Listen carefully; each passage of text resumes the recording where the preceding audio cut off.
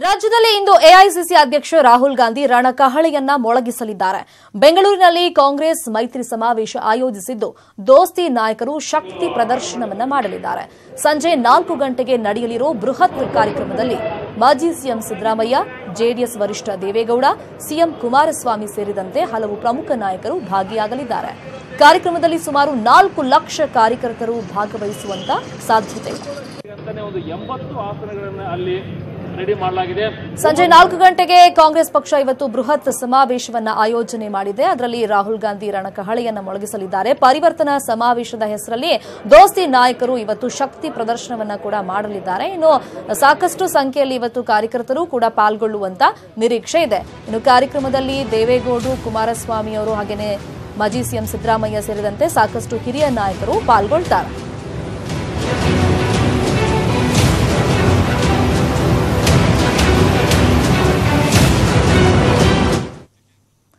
ಇನ್ನು ರಾಹುಲ್ ಸಮಾವೇಶದ ಸಿದ್ಧತೆ ಬಗ್ಗೆ ನಮ್ಮ ಪ್ರತಿನಿಧಿ ಶ್ರೀನಿವಾಸ್ ಹಳ್ಕಟ್ಟಿ ಪ್ರತ್ಯಕ್ಷ ವರದಿಯನ್ನ ಕೊಟ್ಟಿದ್ದಾರೆ. ಅದನ್ನೀಗ ನೋಡೋಣ.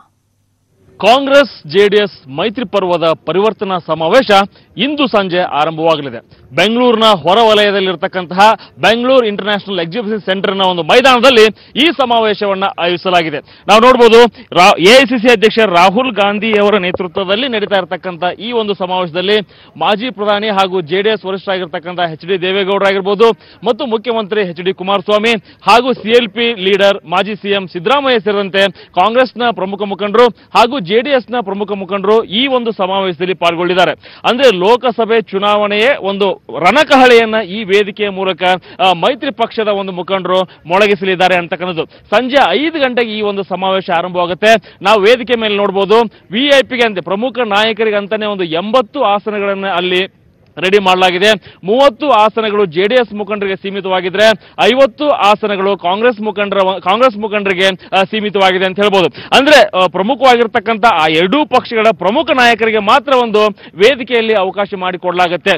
ನಾವು ನೋಡಬಹುದು, ಕಾರ್ಯಕರ್ತರಾಗಿರ್ಬೋದು, ಬೆಂಬಲಿಗರಾಗಿರ್ಬೋದು ಮತ್ತು ದೋಸ್ತಿ ಪಕ್ಷದ ಒಂದು ಅಭಿಮಾನಿಗಳಾಗಿರ್ಬೋದು ಸುಮಾರು 2 ಲಕ್ಷ ಆಸನಗಳನ್ನ ಇಲ್ಲಿ ನಿಯೋಜಿಸಲಾಗಿದೆ. ಒಟ್ಟು 5 ಲಕ್ಷ ಜನ ಇವತ್ತಿನ ಸಮಾವೇಶಕ್ಕೆ ಬರುವ ನಿರೀಕ್ಷೆಯನ್ನು ಕೂಡ ಕಾಂಗ್ರೆಸ್ ಮತ್ತು ಜೆಡಿಎಸ್ ಮುಖಂಡರು ಹೇಳಿದ್ದಾರೆ. ಅಂದ್ರೆ ರಾಹುಲ್ ಗಾಂಧಿ ಆಗಿರ್ಬೋದು ಮತ್ತು ದೇವೇಗೌಡರು ಆಗಿರ್ಬೋದು ಇದೇ ಮೊದಲ ಬಾರಿಗೆ ಒಂದು ಚುನಾವಣಾ ಪ್ರಚಾರ ಕಾರ್ಯದಲ್ಲಿ ಪಾಲ್ಗೊಳ್ತಾ ಇದ್ದಾರೆ.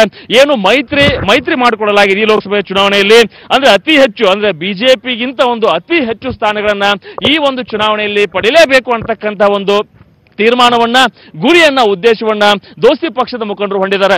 ಅಷ್ಟೇ ಅಲ್ಲ, ಈ ಒಂದು ವೇದಿಕೆಯ ಮೂಲಕನೇ ರಾಷ್ಟ್ರ ಮಟ್ಟದಲ್ಲೂ ಕೂಡ ಎನ್ಡಿಎ ವಿರೋಧಿ ಪಕ್ಷಗಳೇನಿದೆ ಆ ವಿರೋಧಿ ಪಕ್ಷಗಳಲ್ಲೂ ಕೂಡ ಒಂದು ಸಂಚಲನ ಉಂಟು ಮಾಡತಕ್ಕಂಥದ್ದಾಗಿರ್ಬೋದು ಅಥವಾ ಎನ್ಡಿಎನ ನಾವು ಸೆರೆ ಬಡಿತೀವಿ ಅಂತಕ್ಕಂಥ ಒಂದು ಸಂದೇಶವನ್ನ ಈ ಒಂದು ವೇದಿಕೆಯ ಮೂಲಕ ಎಐಸಿಸಿ ಅಧ್ಯಕ್ಷ ರಾಹುಲ್ ಗಾಂಧಿ ಆಗಿರ್ಬೋದು ಮತ್ತು ಜೆಡಿಎಸ್ನ ವರಿಷ್ಠ ಮಾಜಿ ಪ್ರಧಾನಿ ಆಗಿರ್ತಕ್ಕಂಥ ದೇವೇಗೌಡರು ಆಗಿರ್ಬೋದು ಈ ಒಂದು ಸಂದೇಶವನ್ನ ರವಾನೆ ಮಾಡಲಿಕ್ಕೆ ಸಜ್ಜಾಗಿದ್ದಾರೆ.